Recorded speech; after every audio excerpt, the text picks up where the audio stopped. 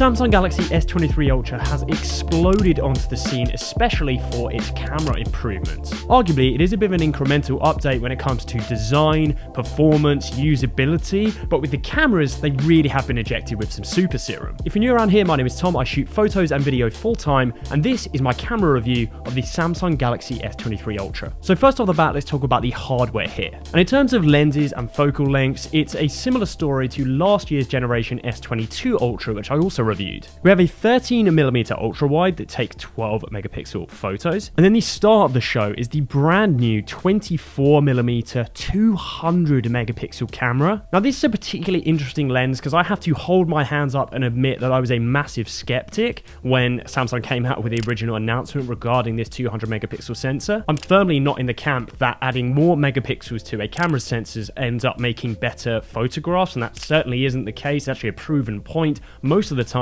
it actually ends up making it worse past a certain point. However, I was really surprised when it comes to this lens, and of course we will talk about that in more detail. Thirdly, we have the sort of medium telephoto lens, which is roughly a 70mm focal length, produces 10 megapixel photos. And then finally, there is an ultra telephoto, which sits around 230mm and also produces 10 megapixel photos. So firstly, I think this video is going to end up fairly in depth and fairly long, so I'm going to put a whole bunch of timestamps. You'll be seeing them on the screen now. Those correspond to different parts of the video, different topics, and of course they will be time coded on YouTube as well, so you can flip backwards and forwards. So reviewing Samsung cameras has got kind of complicated in the last year, and that's simply because there are now so many options. On the one hand, it's obviously great that they're giving us such comprehensive shooting controls, and of course we'll talk about that, but on the other hand, you don't always know that you're doing the right thing for the type of situation that you're in. So in this video, I'm going to kind of do my best to break down the shooting options and talk about their advantages and disadvantages. For example, one key feature which has been in Samsung's cameras for a long time now is something called Scene Optimiser. So this basically is a control or a setting that you can enable on each and every shot, and basically what Scene Optimiser is doing is it's kind of using some level of artificial intelligence to take a look at your scene and basically just work out the best camera settings and best camera optimizations to apply to that frame each and every shot. It's working out what things should be saturated in the right way and what things should be exposed in the right way, and hopefully sort of doing that automatically and applying that to the photograph. Overall, I do think this is a useful tool for most people and in most situations. I do though, for instance, for me, I like control over my cameras. I think for a lot of people that are watching this video, simply if you're here watching this video, you'll probably enjoy a little bit more control over your photos. So I would tend to turn the Scene Optimiser off in daylight situations. It allows for you to have a little bit more control. You can always saturate a photo after taking it, for instance, and sometimes Scene Optimiser can result in photos that are just a little bit too bright, in my opinion. So like I said, I tend to turn this off when I'm shooting in the daytime. However, I turn it on when I'm shooting at night, because really you want to take advantage of as much software processing that you can when you're shooting low light with a smartphone. A quick disclaimer though here really is that is just a preference thing. I think if you are a slightly more casual user, you're probably going to want to just leave Scene Optimiser on at all times. So with that out of the way, let's talk about the main rear-facing camera, the 200 megapixel beast on the back of the S23 Ultra that is responsible for a lot of the new shooting modes that come with the S23 Ultra. So firstly, you can shoot in standard JPEG mode, which is obviously the way that most people will shoot on their phones like 99% of the time. So what this is doing is it's taking that 200 megapixel shot and it's going through a process called pixel binning. So what this is doing is it's taking a lot of the light and a lot of the shot information from that 200 megapixel sensor, and then it is combining this into a wrapped up 12 megapixel photo. So it's basically reducing the size of that file, taking a lot of the benefits, and hopefully spitting out a nicer image. This is obviously the sort of fast, normal way of shooting that everyone's just used to on a smartphone, and for good reason really. The S23 Ultra snaps excellent photos with good colors and popping vibrance. I think really it's leading the pack really in terms of very close performance to something like the Pixel 7 Pro or the iPhone 14 Pro. My biggest complaints with this camera really are in line with other cameras just like those two I just aforementioned.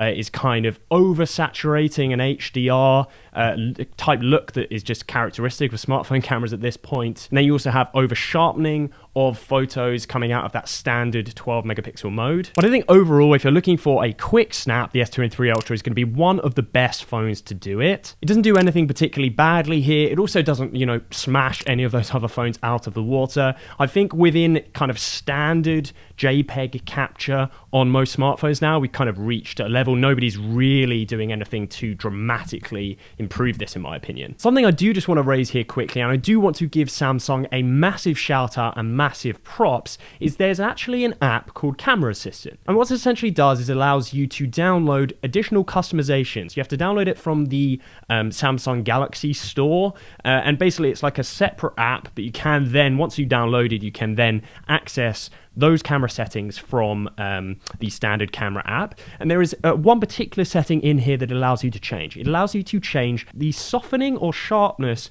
of your photograph. And it's actually really, really good. There's 3 options for softening here. So you can put this on medium softening, and you can even put this on high softening. And it dramatically changes the look of the shot. I think they really do actually make a big, big difference. To my knowledge, this only affects photos taken in the standard mode. It will do it across the lenses, but it won't, you know, for instance, if you were to shoot RAW, it's not going to have any effect. Yo guys, what's up? Tom here as I'm editing this video. After some kind of closer inspection, it looks like the softening done during the Camera Assistant app when you go and choose select medium or high, I think what's happening is it's actually softening the photo post-processing. So it's basically taking that photograph and then applying almost like a softening filter to that JPEG.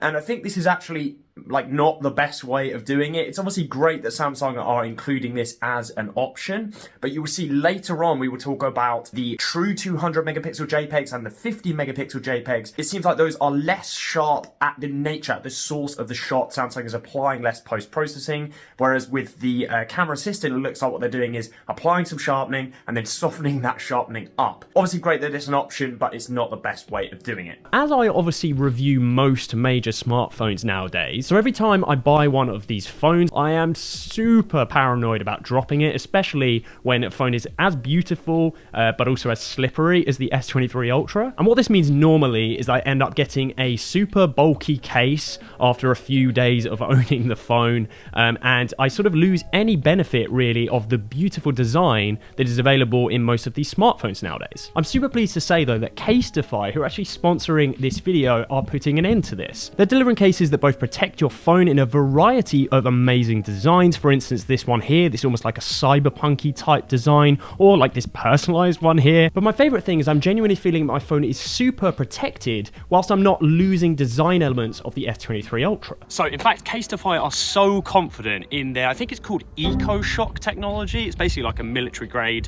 shock protection tech that they actually want me to do a drop test, and this is obviously quite anxiety inducing, but I am. You can see that's the S23 Ultra. It's like on, and I'm just gonna drop it.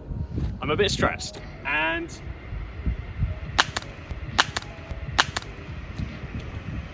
oh, it's stressful, but it is literally fine. It's absolutely fine here, absolutely fine. And like, look how good the cameras look. There's barely even damage to the case. Wow. Bravo, Casetify.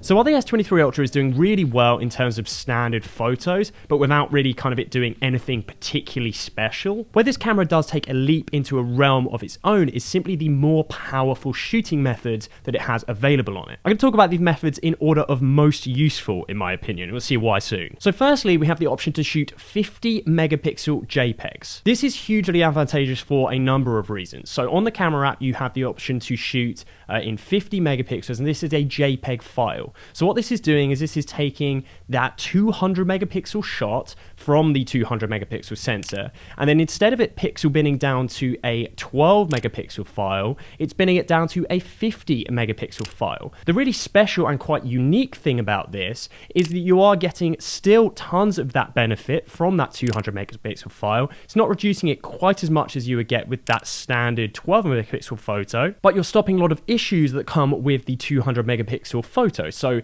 the file size is dramatically reduced. You're snapping photos and JPEGs that are around about 10 megabytes in size instead of, I think it's roughly 40 megabytes in size for a JPEG. The photos are significantly softer than the standard JPEG 12 megapixel binned photos. This is by far and away my favorite mode of shooting on the S23 Ultra. Next is Expert Pro RAW. Expert Pro RAW is Samsung's app that allows you to not only have full manual control over your camera app, but also lets you shoot in 16-bit RAW photo files. There's one big improvement to last year because Expert Pro RAW used to be a separate app. This is now inside the main camera app. You just kind of swipe over to the mode section. You can choose Pro RAW here. First of all, just to mention, I don't actually ever touch the manual controls. I think smartphones are doing a whole bunch of really clever things all the time. So to be honest, I don't shoot manual on a phone, just let it do its thing. What I do though, is I use it to shoot those 16-bit RAW files. So I've got some RAW files in front of me. You guys have obviously seen me using some of my everyday presets on these images. I think, for instance, for like this photo here, you could of course use a preset like many people do within Lightroom. So I'm going to apply muted vibes, use that as a starting point and simply boost the exposure a bit and then dim my highlights down, as you can see. So that's a before and after. You could though, if you wanted to, of course, edit the image yourself. So for instance, we're going to dim the highlights down a bit here. I'm actually going to bring the shadows down as well. So I will boost the overall exposure, bring the highlights and the shadows down just to give it a little bit more contrast, a bit more punch. So you can see that there before and after. So you do get quite a lot of editing latitude inside these raw files. I'm going to boost the vibrance up. Let's go and reduce our sharpness here, and that's a very, very quick first pass at an edit for that particular photo. I've gone for quite a contrasty look. I might also just want to go in and desaturate the blues a bit as well, and as you can see, that's an entirely different looking photograph now. I don't think there's that many differences between Expert Pro RAW and last year's Expert Pro RAW, but you know, this is of course a really decent version of RAW editing for smartphones. Finally, the last option we have, and you'll see why I've left this to the last thing, is you have the ability to shoot 200 megapixel full res JPEGs out of that sensor. Now, I left this to last not because it's not impressive, which to be honest, like it really, really is. I said before that I was kind of mainly concerned that simply adding more and more megapixels into this camera was kind of going to be more of a hindrance than a help, but I really, really am happy to be proved otherwise. With these photos, I do think they really decrease the amount of processing that Samsung are doing on them. I think colors look a bit more vibrant. The images are definitely softer, like there's significant amount less sharpening on these images. I think the issue really becomes though, and this is why I left this to last, is it's just not very practical. Each individual file is 16,000 pixels wide. Each one is 40 megabyte as a JPEG. Like, that's absolutely insane. I think really this comes into the category of like really cool to have a play around with, maybe useful the odd time when you do need something super high fidelity, but on the whole, you're going to do better to take advantage of that sensor in the other shooting methods. Okay, let's talk about these zooms. The reason I haven't talked about these zoom lenses all that much is because basically not much has changed. Like, Samsung has improved the sensors for both the sort of medium telephoto and the long distance telephoto, and they definitely are seemingly a bit better. You know, I think it's kind of in line with incremental improvement. I think most importantly is you've got a really nice zoom range on the S23 Ultra. That's 70mm, and then up to that 230mm is really, really cool and really useful to have. I don't think the changes are significant enough to, you know, definitely not to, for instance, upgrade from the S22 Ultra, but of course it's good that we have improvement in these lenses. The biggest difference is in low light, because they were pretty bad last year in terms of their low light performance, and low light performance seems to have increased and improved on these telephoto lenses. In terms of overall low light performance, I think the S23 Ultra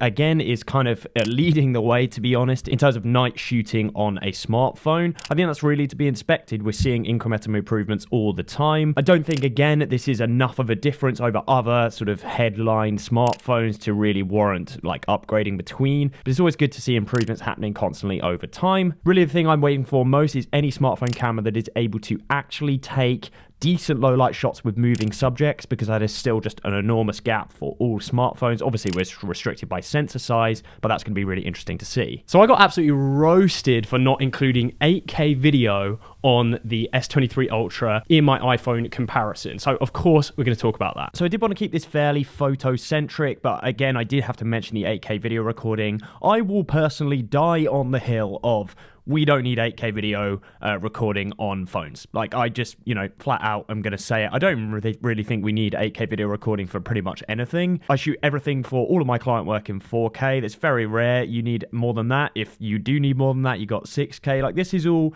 good looking video, but I just don't think it's that much better to justify like the increase in file size. It's good to have the option so that people can make their own choice. Like, this is a good thing for phones, like, and just kind of tech in general, is like having more choice is a better thing. But again, like, be the judge here. Like, I just don't think really it makes a significant enough of a difference to really warrant it or shout about it as a feature.